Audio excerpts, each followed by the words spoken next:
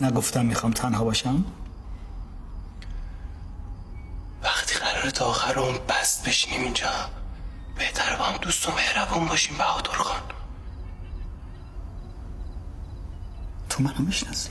دورا دور مگه اسمان چند تا کلونتر به اسم بهادر خان داره؟ اون بهادر خان دیگه مرد. هنوز که اینجاست و سرزنده است. تو هم منو خوب میشناسی بهادر خان. قبلا ندیدمت. بابامو چی؟ بابامو زیاد دیدی خوب میشناختیش. خوب نگاه کن همین چیزی اون شبیه هم نیست.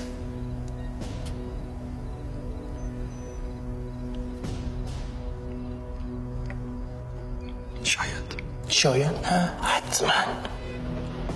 طاهر میراب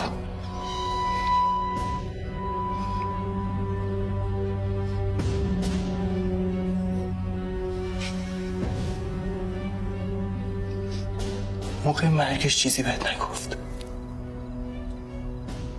برو گمشو سر جات. احتمالا گفته اگه منو بکشی پسرم انتقاممو میگیره.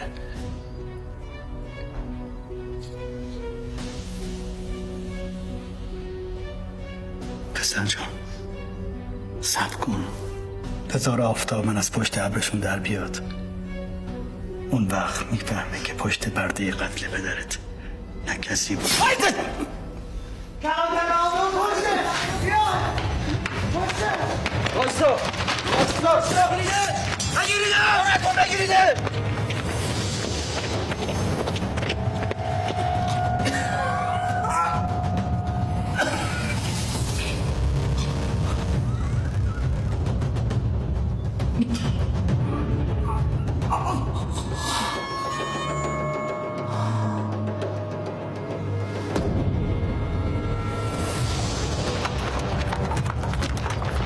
شما از اون بر برید، از اون بر.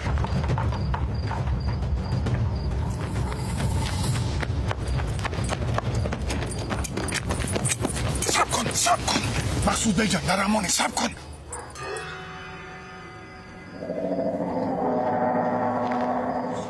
دیدی گفتم میزنمش، زدم ناکارش کردم. آفرین پدرت بهت افتخار میکنه، ولی تو هم نباید زنده بمونی.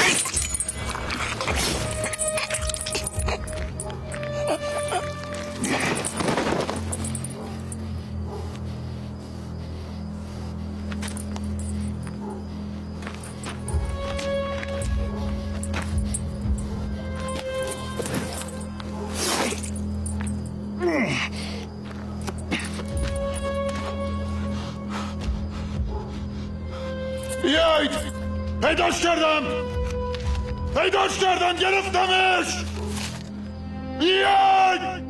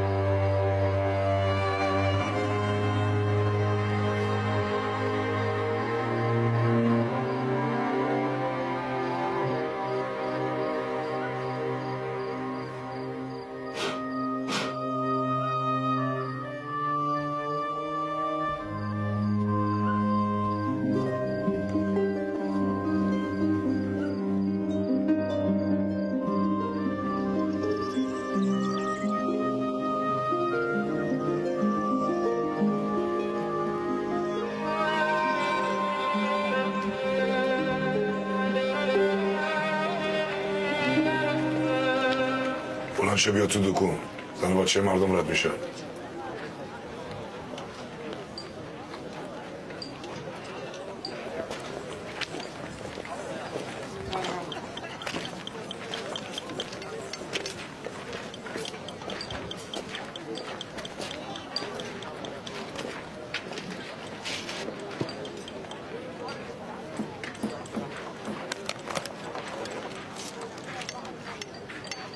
تنها جایی که تو بازار جلوی پای من پا نمیشن همین پینه دوزیه.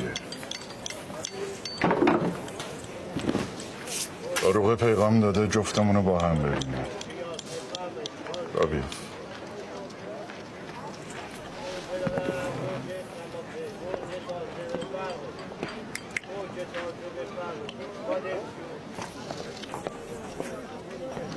حواست رو دکون باشه. حواستو جمع کن.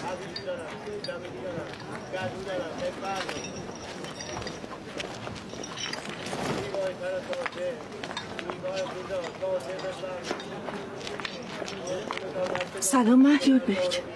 سلام. چه خبر؟ دل تو دلم نیست بدونم چه کاسته زیر نیم کاسته این مرده. شما بچه هم دارین خانم؟ بله 2 تا. چیزی شده؟ نه فقط این مردک آخفزی شما پالونش کجه. میدونستم. به دلم افتاده بود که سرش یه جا دیگه گرد. خوش بروروه؟ جوونه؟ من ندیدمش ولی از صدای خندهشون پیدا بود خیلی خوشخوشونن و کیفشون کیفور و جورشون جور و خاکشون تای گور و ککشون حسابی به تنور. وای فیزی خاک بر سرت فیزی خاک بر سرت فیزی.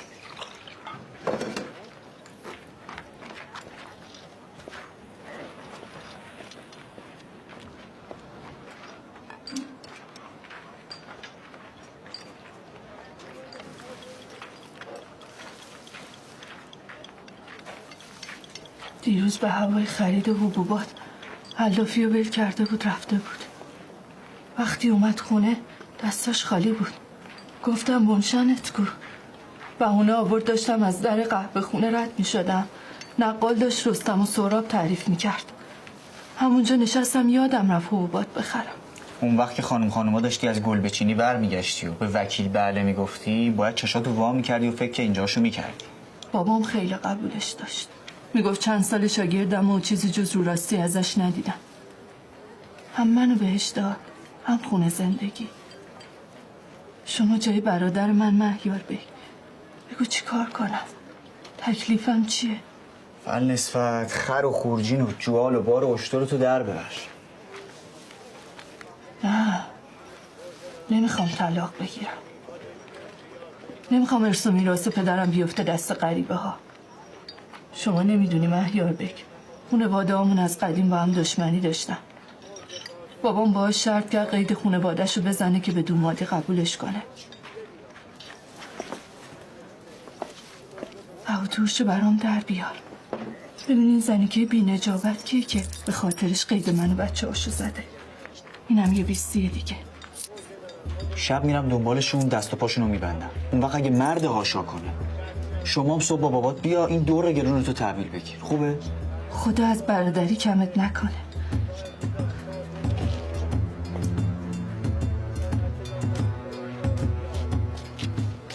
فقط سالم بیارش. سالم؟ میخوام خودم چشاش از کاسه در بیارم. آها. خداحافظ. شاه وقتی خبر مرگ بهادر رو شنید خیلی عصبانی و مکدر شد. فرمودند نباید حرمت بصر همایونی شکسته میشد.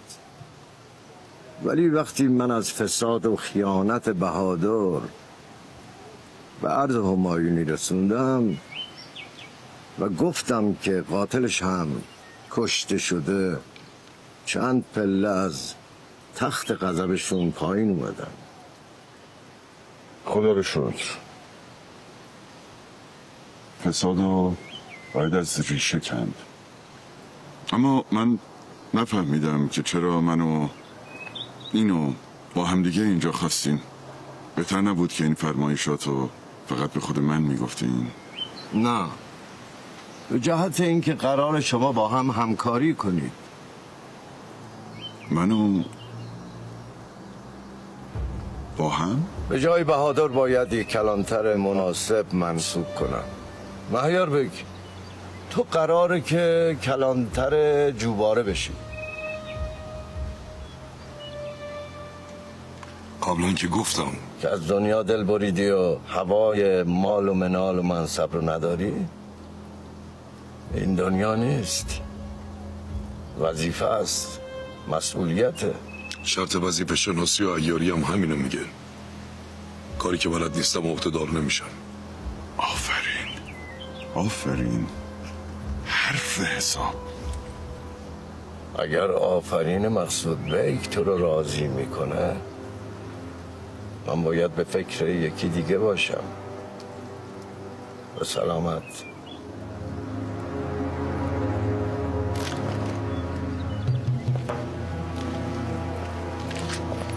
تو نه، بشین.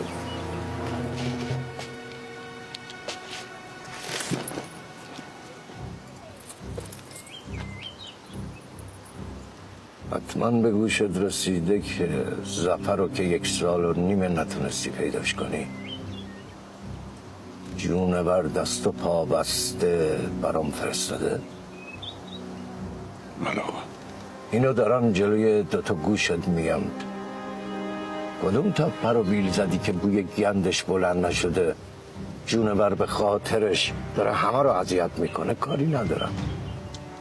اگه جونور رو نگیری شو شهر من بدنام بشه، کاری میکنم که مرگ آرزود باشه.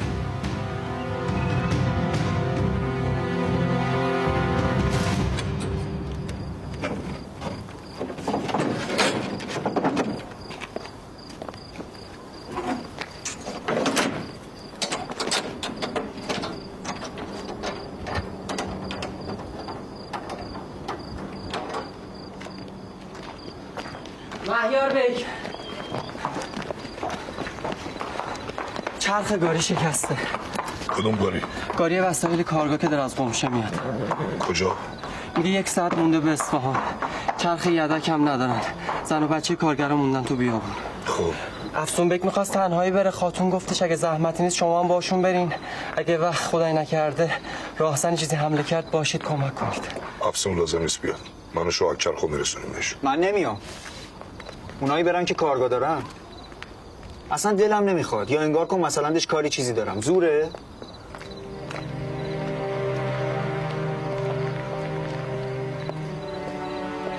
بریم.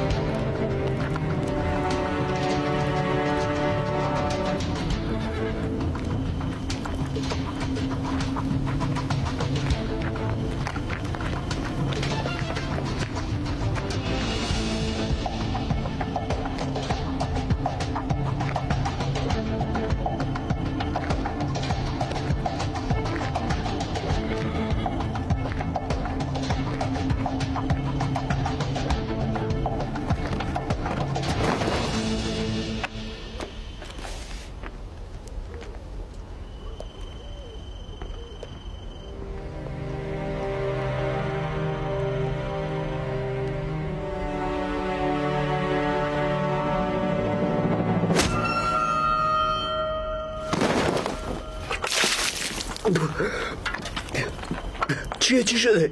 چیزی نشده جز اینکه تو برای دزدی وارد خونه مردم شدی. من دزد نیستم. دزده آقا، دزده. جسارتاً آبریزگاه بودم، صدایی شنیدم. اومدم بیرون دیدم از دیوار پرید پایین. با این زدم تو سرش بیهوش شد. زودی اومدم شما رو خبردار کردم. شام امشبت مشت و لغد چوب و فلکه.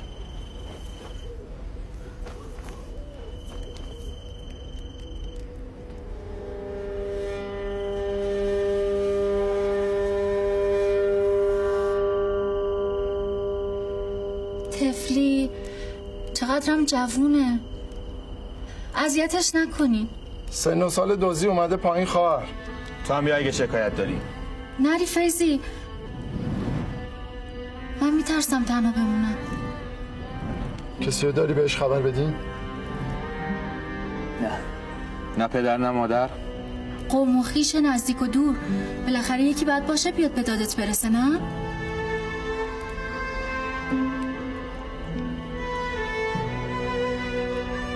شاید باشه.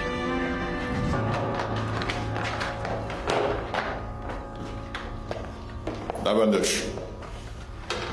چشم. تا حالا لار رفتی؟ نرفتی. بین لار و شیراز 100 تا ستون هست کوتاه‌تر از قد آدم.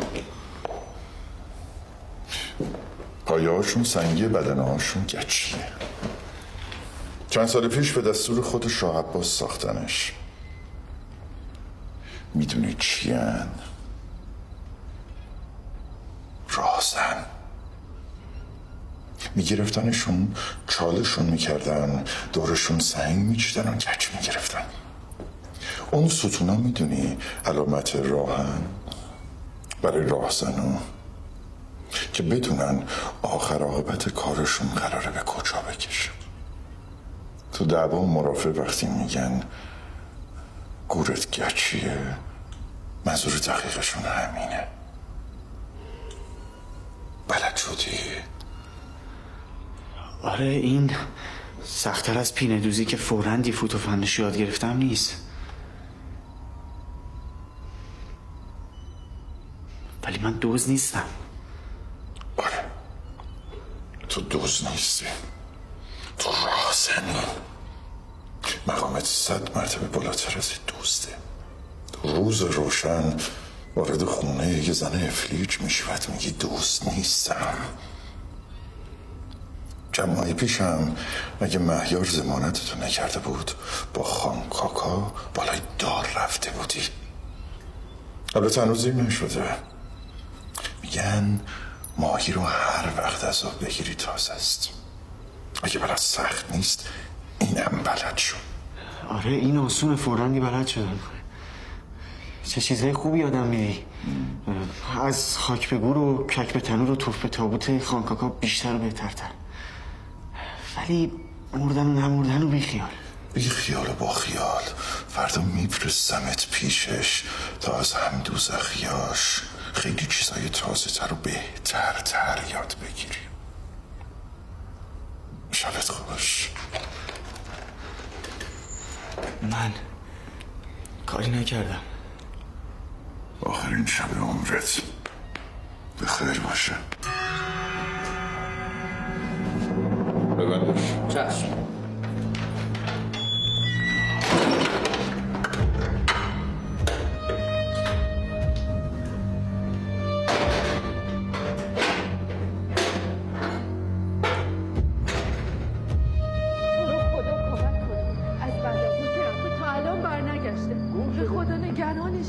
نکنه بلای سرش اومده باشه. بچه هاشم همینجوری دارن بیتابی میکنن.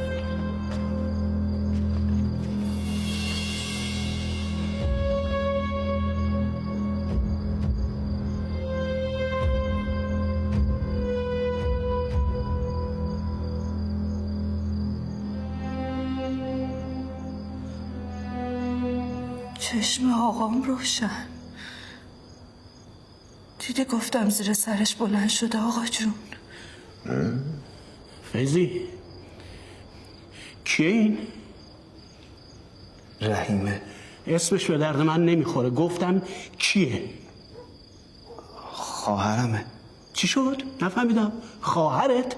مگه تو کس و کارم داشتی ما بی خبر بودیم؟ والله خواهرمه نجف قلی خان. بالله خواهرمه. رحیمه. پس چرا از ما قایمش کردی؟ از ترس. بس که گفتید نباید پای اقوامم به این خانواده باز بشه ترسیدم قایمش کردم. این همه سال؟ از وقتی شوهرش مرد از ده آوردمش اینجا. تنها بود و بیپا. کسی نبود دستشو بگیره. چی کار باید میکردم نجف قلی خان؟ فرش میبافه. پشیزی از من نمیگیره که هیچ. کلی هم برامون چیز خریده. اون دوتا اسب چوبی چرخدار که استاد رضای درودگر ساخته. اون همه آجیل و شیرینی. اون چارقد ترما و پاچین زری خودت که کلی با شوق و ذوق برات خریدم و تو عوض خوشحالی قیس کردی که چرا این همه پولو دور ریختم. همه رو خواهرم رحیمه پولشو داده بود. ولی فیضی تو به من دروغ گفتی. اونم قسم دروغ که فقط خودتی و خودت قوم و خویشم نداری. قسم دروغ نه نجف قلی خان. بله من یک بار قسم خوردم که کسی رو اینجا تو این ولایت ندارم. پدر و مادر و عمه و خاله و خالوام همه به رحمت خدا رفتن. اما شما پاپی هم نشدید. مجبورم نکردید بگم غیر از خواهرم رحیمه که تو ولایت خودمونه. تو هم سر منو شیره مالیدی که خیال کنم 6 دنگ حواست پی دخترمه و بچه هات. فیضی تو باید جریمه بشی. جریمت هم اینه که همین فردا خواهر رحیم جون تو یه وسیله کرایه کنی ببری همون ولایت خودتون.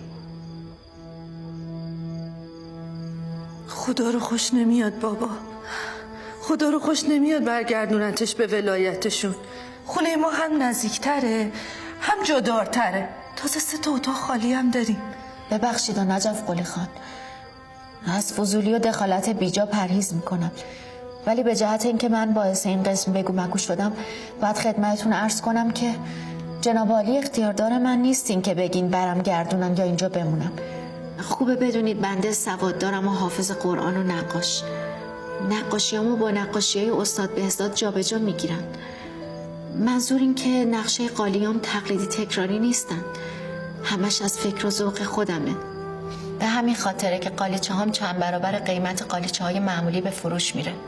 از همین برادرم فیض الله بپرسین تو همین 1 سالی که ساکن اصفهان بودم چه مبلغ پس اندازمه.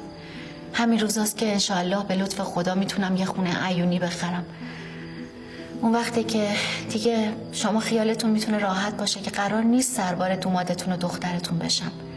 البته که هیچ کس نمیتونه جای برادر و محبت خواهر برادری رو بگیره، ولی اگر به هر جهت تلختونه که بیاد به من سر بزنه اجازه بدین برای من یه خدمتکار پیدا کنه. اون وقت بشه همون دومادی که دلتون میخواد. انگار نه انگار خواهری داره.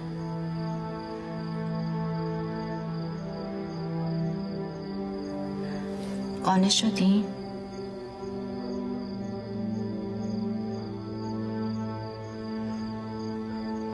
بله، هم قانع شدیم، هم پشیمون، هم انشالله آدم. مبارک دوش پسرم، مبارک دوش، مبارک هممون باشه که خدا یک چنین فرشته ای رو فرستاد که آدمیت رو ازش یاد بگیریم. میبینید جناب کلانتر، از بدی تا خوبی، از بیعقلی تا عاقلی یه بند مو فاصله است، به شرط اینکه خود آدم این بند رو از پای کردار و رفتارش ببره و به راه راست هدایت بشه. من که این بند رو بریدم. من کاری به این حرفا ندارم. فردا برای شکایتت از این آقا دزده پا میشی میای نقش جهان، پای چوبه دار داد میزنی جوری که همه بشنون. بعد تنابو میندازیم گردنش، میفرستمش ور دل مردهاش. اعدام کلانتر؟ من که شکایت میکردم گمونم به اعدام نبود. نکنید، فقط کاری کنید دزدی نکنه، همین. اون بیچاره که دزد نیست کلانتر، اون مهیار عیاره. گفته مهیار عیارم؟ بله، اگه شما نمیشناسینش همه بازار میشناسنش، میتونید برید بپرسی. اتفاقا خوبم میشناسمش، بیشتر از همه هم میشناسمش. این جوالق پسر خونده مهیار عیاره، اسمش شاهکه، راهزن سابق گربه دزد فعلیه. من میدونستم ترک عادت براش سخته، بنابراین منتظر بودم تا به چنگم بیفته بفرستمش بالای دار. یعنی شما میفرمایید ایشون مهیار عیار نیست؟ معلومه که نیست خواهر من. فردا بیاین میدون. من به این حرفا کاری ندارم. مهیار یا پسرش یا هر کس دیگه. من بهش گفتم که شوهرمو تعقیب کنه ببینه کجا میره و با کی سر و سر داره. از دیوار کی بالا رفته؟ دست مریضات.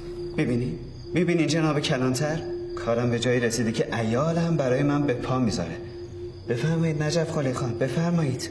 شک زده شده بودم که با زنی رفت و آمد داری. من؟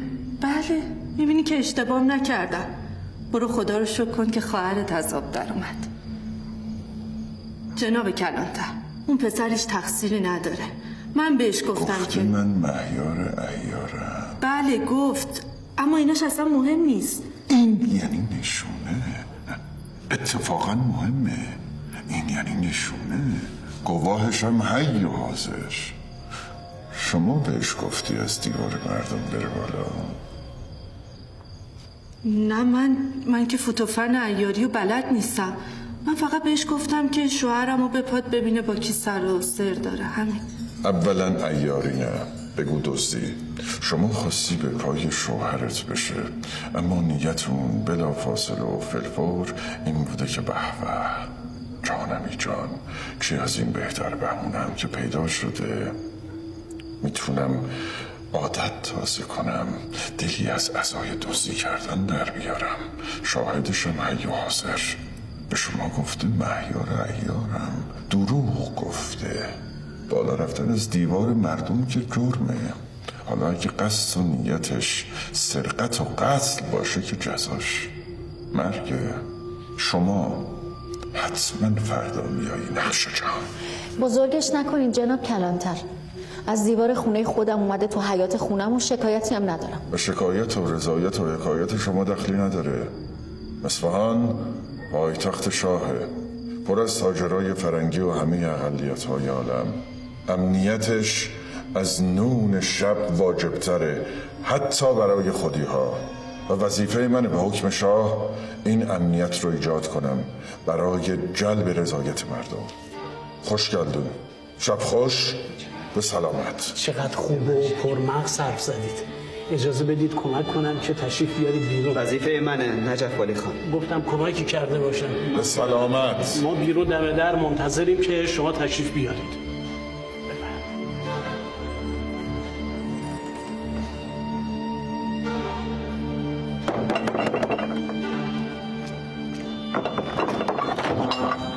شما یه نفر به اسم شاهد میشناسی؟ میشناسم. گفت شما بگیم زندونیه. زندون کلانتر مقصود بی. چرا چیکار کرده زندانی شده؟ عرض بفرمایید بیخبریم. به کسی هم نگید که ما اومدیم خبر بدیم. شب بخیر. بریم. مهیار بیگ برای سامون دادن کار ما رفته بیابون. باید دست به جنبونیم پسرشو از زندان آزاد کنیم. کاش مهیار بیگ خودش بود لاغر. اگه مهیار بیگ خودش بود که دیگه خاتون به تو نمیگفت. برو آماده شو. این پسر همونی که اون شب بیرون زندان بهادر به من گفت دنبال بابا پیراش میگرده؟ یعنی این نذاشته باربر فرار کنه و من دخلشو بیارم؟ یعنی یه پسر بچه جلوی کارتو گرفته؟ جلوی نقشمونو گرفت، نه جلوی منو. آخ همچین داغشو به دل این مهیار پینه دوز بذارم که کمرش بشکنه. من ترسوندمش، گفتم دارت میزنم، ولی به این راحتی ها نمیشه شرش خلاص شد. بعد از دیوار مردم رفته بالا. همون نقشه که برای اسحاق کشیدیم، در زندان رو باز میذاریم که فرار کنه. چطوره؟ با من که تیر بنشون همون تیر اول دخلشو بیارم. این پسر راستم بوده. بزرگ شده یه بیابونه. پاش برسه چشم هم بزنی الفرار و تیر تو به پی پاشم نمیرسه. پسر کلانتر مقصود بیگ. اگه بعد فرار کنه خانم سلطان دیگه نمیتونه تو اصفهان راست بگرده و پینه دوزم مجبوره بره دنبالش گم و گور شه، شرش از سرمون کوتاه کنه. آره اونم رفت و شرشو از سرتون کوتاه کرد. برو کنار. دلارام بیا شام. شنیدم پسر مهیار بیگو دستگیر کردی. آره دستگیرش کردیم.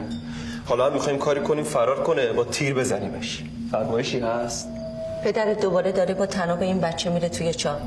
حالا یکی باید جلوی این بچه رو بگیره. خانم سلطان آخه تو چی کاری؟ کارای مردونه به تو چی؟ آی درسته نامادریته اما آره راست میگی. من توی خونه کاری نیستم. اصلا من چرا باید دایه دلسوزتر از مادر باشم؟ فقط قد دراز کردی. درک از یک ذره شعور. من میگم چرا باید درخت پرشکوفه که قراره به همین زودی یا پر از میوای آب داشته رو کند یا از ریشه در آورد؟ شکوفه میوه چی میخوای بگی؟ این پسر باهوشه، با کفایته. من تیراندازیشو دیدم. میتونم با 4 کلم دو پهلو به روش خندیدن همین الان رامو آرومش کنم. آماده دست آموز شدنه. به همین راحتی میشه از دست پدرش درش بیاریم. دلارم بس کن. پسرش رو ازش بگیریم یعنی کل زندگیشو ازش گرفتیم. بیدل و دماغ میشه. حتی اگه شاه عباسم برش سراغش از پینی دوزش بیرون نمیاد. سرخوردگی و دل شکستگی فیلو از پا میندازه. بدک نبود. آفرین. آره آفرین. پسر از پدر بدتر، خواهر از برادر. اصلا هر غلطی دوست دارید بکنید. با تو هم کار دارم.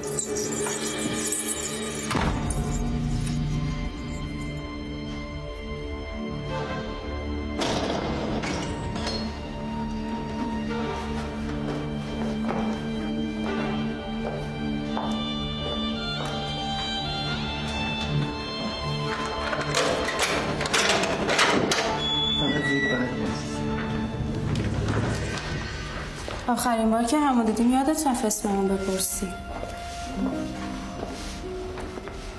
من دلارامم، دختر مقصود بیگ کلانتر. مقصود بیگ؟ آره اتفاقا همین الان صحبت شما بود. داشتم به بابام میگفتم که خیلی باهوشین. این هم بهش گفتین که خود شما فرمایش فرمودین من با سنگ بزنم تو کله اسحاق گیج و ویجش کنم نذارم برمال در رو کنه؟ نه بفهمن کار من بوده که روزگارمو سیاه میکنن.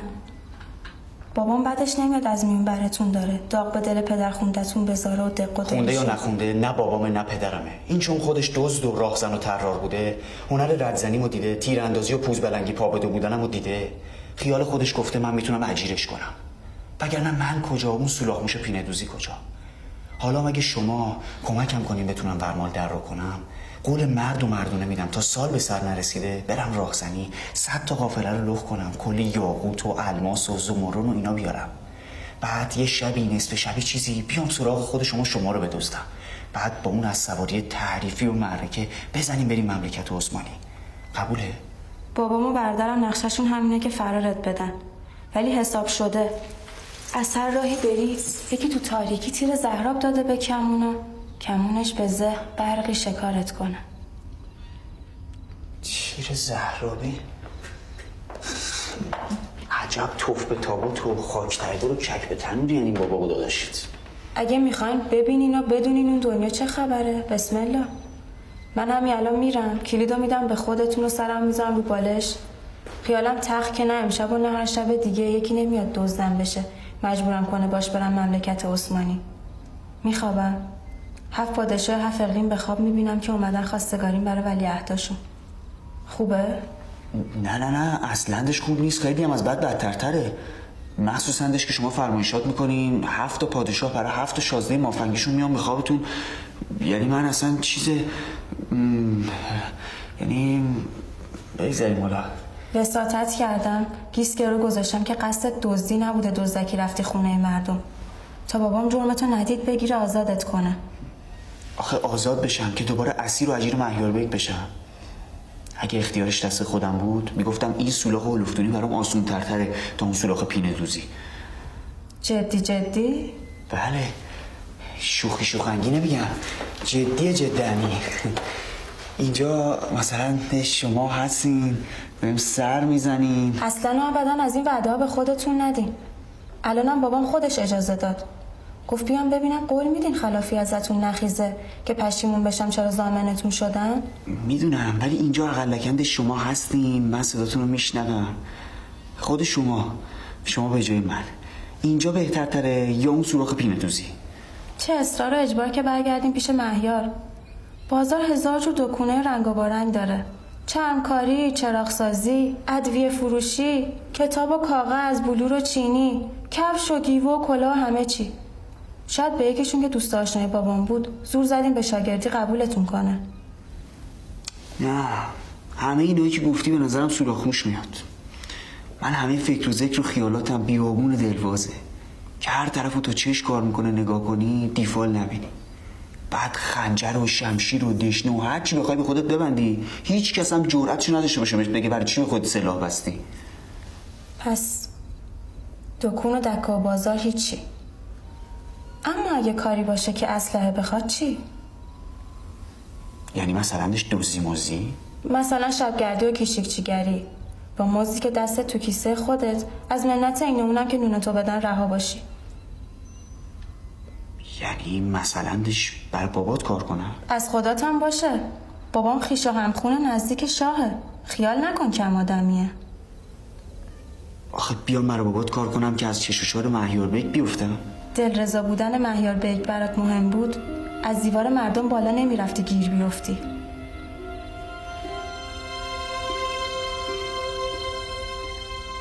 هر جور میلته.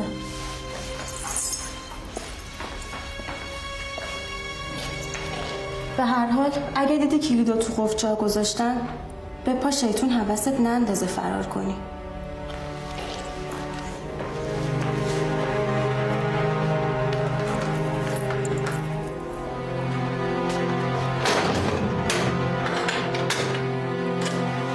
جوونه نادونی کرده. از وقتی اومده اصفهان دست از پا خطا نکرده. بله. البته من انتظار داشتم که پدرخونده‌اش بیاد ضامنش بشه که دفعه قبل جلو چشم من به داروغه ضمانت داد که دست از پا خطا نمی‌کنه این پسره. ولی حالا شاید خجالت کشیده این دفعه بیاد ضمانت کنه. من ضامنش میشم. فقط خواجه حافظ شیرازی ضامن این پسر نشده. بفرمایید. ممنون. خیلی ممنون. خوش آمدید خاتون بیگم.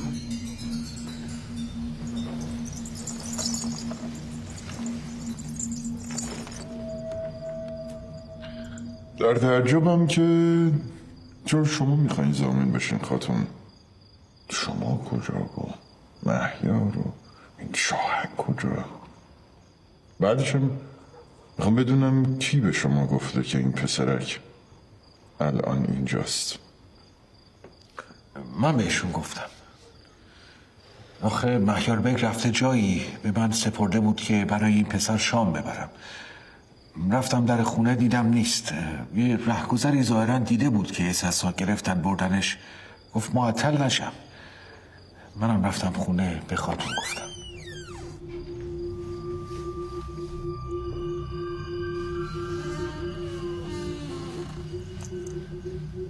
دخترم دلارام، خاتون بیگم برای ضمانت شاهک اومدن. شاهک؟ همون پسری که به جرم دزدی گرفتار شده. تو این شهر دلگیر یه دختری هست بابا عیون که از سوارش حرف نداره. کجا دیدیش؟ با بچهای مکتب خونه رفته بودیم بیابون، نقش تیراندازی اونجا دیدمش.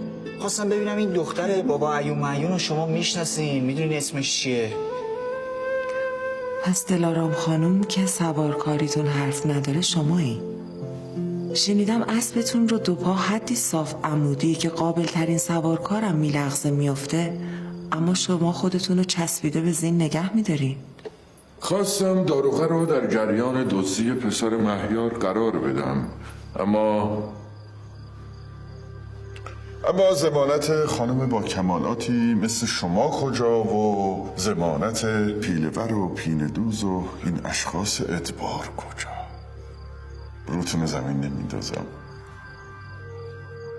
میتونید با خودتون ببرینش. لطفتون رو فراموش نمی کنم کلانتر. امیدوارم. شک ندارم از جمله کمالاتتون قدرشناسی و محبت متقابله.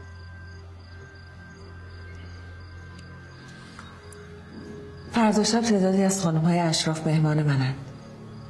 خوشحال میشم اگر قبول دعوت کنید با دخترتون تشریف بیارید. بله با افتخار، چرا که نه. مطمئنم اگه مجلستون مردونه بود مقصود بگ اولین نفری بود که پیش قدم میشد. درست میگم؟ بله حتما. با کمال میل که از شما بهتر. نگهبان. بله کلانتر. پس تشریف بیارید. با اجازه.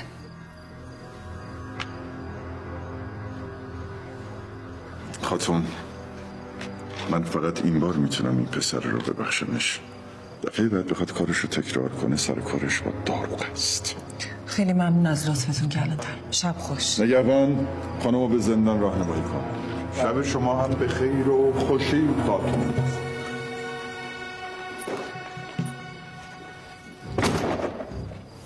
به لطف جمالات و کمالات خاتون خانم پسره دزد آزاد کردی برگردی پیش مهیار.